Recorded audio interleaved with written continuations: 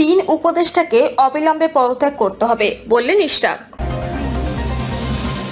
Doctor Yunus এমন সিদ্ধান্ত নেবেন না যাতে দেশ ফের অস্থিতিশীল হয় বললেন মান্না। সংস্কারের আগে নির্বাচন হলে জনগণের আশা পূরণ হবে না বললেন জামায়াত আমির। বিতর্কিতদের বাদ দিয়ে উপদেষ্টা পরিষদ পুনর্গঠনের দাবি বিএনপির। এবং সর্বশেষ জানাবো, ডক্টর ইউনূসের নেতৃত্বে অন্তর্বর্তী সরকার সফল হবে বললেন জাহিদ হোসেন। শুনছিলেন সংবাদ শিরোনাম, এবারে বিস্তারিত। সংস্কারের আগে নির্বাচন হলে জনগণের আশা পূরণ হবে না বললেন জামায়াত আমির। সংস্কারের আগে নির্বাচন করা হলে তাতে জনগণের আশা পূরণ হবে না বলে প্রধান উপদেষ্টা মোহাম্মদ ইউনূসের সঙ্গে বৈঠকে তুলে ধরেছে বাংলাদেশ জামায়াত ইসলামী। হঠাৎ পাল্টে যাওয়া রাজনৈতিক পরিস্থিতিতে দলগুলোর সঙ্গে আলোচনার অংশ হিসেবে জামায়াত ইসলামীর সঙ্গে বৈঠকে বসেন মোহাম্মদ ইউনূস। বিএনপির পর শনিবার রাত 8:30টার দিকে জামায়াতের দুই নেতার সঙ্গে বৈঠক করেন অন্তর্বর্তী সরকারের প্রধান, যা শেষ হয় রাত 9:30টার দিকে। বৈঠকে জামায়াত আমিরের সঙ্গে সৈয়দ আব্দুল্লাহ মোহাম্মদ তাহের, স্থানীয় সরকার উপদেষ্টা আসিফ মাহমুদ সজীব ভুইয়া ও জাতীয় ঐক্যমত্য কমিশনের সহসভাপতি আলী রিয়াজ উপস্থিত ছিলেন। এই বৈঠকে যোগ দেওয়ার আগে জামায়াতের নায়েবে আমির তাহের সাংবাদিকদের বলেন, দেশের সার্বিক বিষয়াদি নিয়ে আলাপ করতে আমরা প্রধান উপদেষ্টার সঙ্গে দেখা করতে এসেছি। এর আগে রাত 8:45টায় খন্দকার মোশাররফ হোসেন নেতৃত্বে 4 সদস্যের বিএনপির প্রতিনিধি দলের সঙ্গে বৈঠক করেন প্রধান উপদেষ্টা। তিন উপদেষ্টাকে অবিলম্বে পদত্যাগ করতে হবে বললেন ইশরাক। বিএনপি নেতা ইশরাক হোসেন বলেছেন, অন্তর্বর্তী সরকারের 3 জন উপদেষ্টাকে অবিলম্বে পদত্যাগ করতে হবে অথবা পরবর্তী নির্বাচনে তারা প্রার্থী হবেন না, মুসলেখায় এমন স্বাক্ষর করতে হবে। সন্ধ্যায় ভেরিফাইড ফেসবুক পেজে তিনি এসব কথা লেখেন। ফেসবুক পোস্টে ইশরাক হোসেন লেখেন, 3 জন পক্ষপাতদুষ্ট ও বিপজ্জনক উপদেষ্টাকে অবিলম্বে পদত্যাগ করতে হবে অথবা একটি মুসলেখায় স্বাক্ষর করতে হবে যে তারা পরবর্তী নির্বাচনে প্রার্থী হবেন না। এটি কোনোভাবে আপোষযোগ্য নয়। তিনি আরো লেখেন, জাতীয় নিরাপত্তা উপদেষ্টাকে জিজ্ঞাসাবাদ করতে হবে যাতে আমাদের প্রিয় মাতৃভূমি বাংলাদেশের বিরুদ্ধে সম্ভাব্য যে কোনো হুমকি সম্পর্কে আরো তথ্য উদ্ঘাটন করা যায়। বিএনপি গত বৃহস্পতিবার সংবাদ সম্মেলন করে উপদেষ্টা আসিফ মাহমুদ সজীব ভুইয়া ও মাহফুজ আলমের সঙ্গে জাতীয় নিরাপত্তা উপদেষ্টা খলিলুর রহমানের অব্যাহতির দাবি জানায়। এর আগে উপদেষ্টা আসিফ মাহমুদ ও মাহফুজ আলমের পদত্যাগ দাবি করেছিলেন ইশরাক। ডক্টর ইউনূস এমন সিদ্ধান্ত নেবেন না যাতে দেশ ফের অস্থিতিশীল হয় বললেন মান্না। ডক্টর ইউনূস এমন সিদ্ধান্ত নেবেন না যাতে দেশ ফের অস্থিতিশীল হয় বললেন মান্না। ডক্টর ইউনূস এমন সিদ্ধান্ত নেবেন না যাতে দেশ আবারও অস্থিতিশীল হয়ে ওঠে, এমন প্রত্যাশা ব্যক্ত করেছেন নাগরিক ঐক্য সভাপতি মাহমুদুর রহমান মান্না। মান্না বলেন, ডক্টর ইউনূস কেন চলে যেতে চাইবেন, দেশের মানুষ তার উপরেই ভরসা করে। উনি যে দায়িত্বে আছেন দেশের মানুষের প্রতি প্রফেসর ইউনূসের যে দায়বদ্ধতা তাতে স্যার এমন করতে পারেন না। তিনি বলেন, আপনি প্রধান উপদেষ্টা, রাষ্ট্রের নির্বাহী প্রধান, আপনি কারোর জন্য বিশেষ সুবিধা করে দিতে পারেন না। আর যারা এই অল্প সময় দুর্নীতিতে জড়িয়ে পড়েছে তাদের উপর অভিমান করে আপনি চলে যেতে পারেন না। প্রধান সেনাপতি নির্বাচন নিয়ে একটা বক্তব্য দিয়েছেন, সেটা হয়তো তিনি বলতে পারেন না, কিন্তু কথা তো ঠিক, নির্বাচনের রোডম্যাপ তো ঘোষণা করতে হবে। আর ডিসেম্বরের মধ্যে নির্বাচন হতে পারবে না কেন? সংস্কারের জন্য কতটুকু অগ্রগতি হয়েছে? অগ্রগতির সম্ভাবনা আছে। যেটুকু ঐক্যমত্যের ভিত্তিতে হওয়া সম্ভব সেটা তো এখনই করা যায়।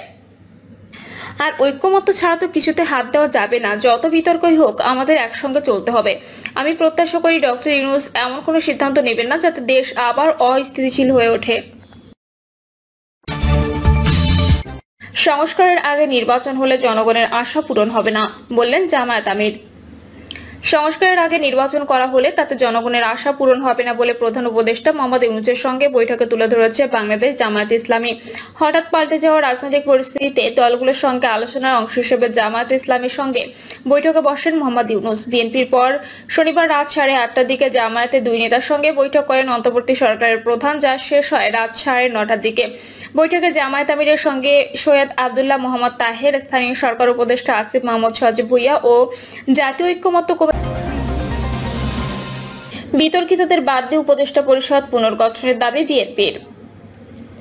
প্রধান উপদেষ্টা ডক্টর মোহাম্মদ ইউনূসের সঙ্গে আলোচনায় ডিসেম্বরের মধ্যে নির্বাচনের রোডম্যাপ দেওয়ার দাবি করার পাশাপাশি বিতর্কিত উপদেষ্টাদের বাদ দিয়ে উপদেষ্টা পরিষদ পুনর্গঠনের দাবি জানিয়েছে বিএনপি। তিনি বলেন, বাংলাদেশে গণতন্ত্র উত্তরণের লক্ষ্যে বিএনপি প্রথম থেকে একটি সুস্পষ্ট জাতীয় নির্বাচনের রোডম্যাপ দাবি করে আসছে। সুষ্ঠু, নিরপেক্ষ ও অবাধ নির্বাচন অনুষ্ঠানের উদ্দেশ্যে সরকারি নিরপেক্ষতা বজায় রাখার স্বার্থে বিতর্কিত উপদেষ্টাদের বাদ দিয়ে উপদেষ্টা পরিষদ পুনর্গঠন করার দাবি জানিয়েছে। খন্দকার মোশাররফ বলেন, বিএনপির প্রতিটি নেতাকর্মী পারিবারিক, রাজনৈতিক ও ব্যক্তিগতভাবে সবচেয়ে বেশি ক্ষতিগ্রস্ত। এর জন্য আওয়ামী লীগের বিচারের দাবি সবচেয়ে বেশি বিএনপির। এই বিচার প্রক্রিয়া কোনোভাবে অসম্পন্ন থেকে গেলে বিএনপি সরকারের দায়িত্বে গেলে বিচারের আওতায় এনে তার স্বাধীন বিচার বিভাগের মাধ্যমে পরিপূর্ণভাবে সম্পন্ন করবে। বিএনপির এই নেতা বলেন, নির্বাচন সংশ্লিষ্ট সংস্কার কার্যক্রম অবিলম্বে সম্পন্ন করে ডিসেম্বরের মধ্যে জাতীয় সংসদ নির্বাচন অনুষ্ঠানের জন্য দ্রুত একটি রোডম্যাপ দেওয়ার দাবি জানিয়েছি।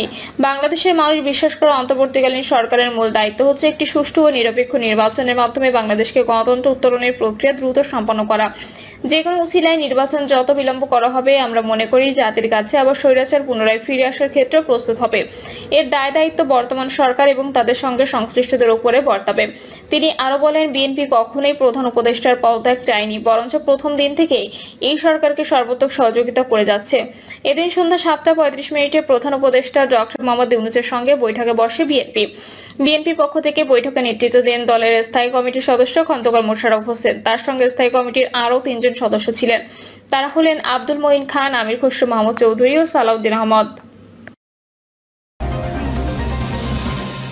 ডক্টর ইউনূসের নেতৃত্বে অন্তর্বর্তী সরকার সফল হবে বললেন জাহিদ হোসেন। বিএনপি মনে করে অন্তর্বর্তী সরকার ডক্টর মোহাম্মদ ইউনূসের নেতৃত্বে সফল হবে বলে মন্তব্য করেছেন দলটির স্থায়ী কমিটির সদস্য ডক্টর এজেডএম জাহিদ হোসেন। তিনি বলেন, অন্তর্বর্তী সরকারের পেছনে মানুষ আছে, কিন্তু তাকে যারা বিভিন্নভাবে বিতর্কিত করার চেষ্টা করে এখনো সময় আছে, লাগাম টেনে ধরুন। রাজনীতিবিদ এবং রাজনৈতিক দলগুলোর প্রতিপক্ষ বানানোর চেষ্টা করবেন না। উপদেষ্টাদের উদ্দেশ্যে তিনি বলেন, আপনারা যা ইচ্ছে করছেন, মনে হচ্ছে এটা আপনাদের পৈতৃক সম্পত্তি। বাংলাদেশের ভেতর দিয়ে কে যাবে আসবে আপনারা সিদ্ধান্ত নেবেন। মনে হচ্ছে জনগণের কোনো দায় নেই, যেমনটা পতিত স্বৈরাচার করতে, কিন্তু আপনারা এসব দায় ইউনূস স্যারের ঘাড়ে চাপাচ্ছেন। ডক্টর ইউনূসকে বিতর্কিত করার জন্য উপদেষ্টা কাউন্সিলের জন্য অনেক সদস্য জড়িত। তিনি আরো বলেন, অতীতকে ভুলে যাবেন না। প্রথমে বয়ান দেওয়ার চেষ্টা করলেন 36শে জুলাই বা 5ই আগস্ট, এটি নাকি দ্বিতীয় জন্ম, এসব কথা বলার চেষ্টা করলেন, কিন্তু 47 যদি না হতো 71 পেতেন না। 71 না হলে 24 হতো কিনা বিরাট প্রশ্ন। কাজেই মনে রাখতে হবে, ইতিহাসের ধারাবাহিকতাকে অস্বীকার করার চেষ্টা করবেন না। যার যতটুকু অবদান সেটাকে স্বীকার করার মধ্যে সত্যিকারের বীরত্ব আছে। আপনারা যে দেশের ভালো চান সেটি প্রমাণ করেন। আর যদি এককভাবে কিছু করেন তাহলে পতিত স্বৈরাচার সরকারের মতো অবস্থা আপনাদেরও হতে পারে।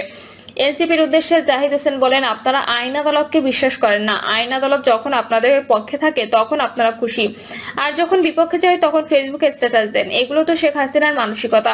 সবসময় আন্দোলন সংগ্রামে ছাত্র জনতা মাঠে থাকে, তারপরে দেশের জনগণ সিদ্ধান্ত নেয় কাদের দেশ পরিচালনার দায়িত্ব দেবেন। কিন্তু এখানে এটা উল্টো হয়েছে। আপনারা নিজেদের ট্যাগ ধরে ফেলেছেন, আপনারা সব কৃতিত্ব নিজেদের দাবি করেন। তিনি বলেন, বাংলাদেশ সেনাবাহিনী আমাদের গর্ব। জুলাই আগস্টে তারা সেটি প্রমাণ করেছে। সেনাবাহিনীকে বিতর্কিত করতে গেলে নিজেরাই বিতর্কিত হয়ে যাবেন। প্রিয় দর্শক, এই ছিল এখনকার সর্বশেষ সংবাদ।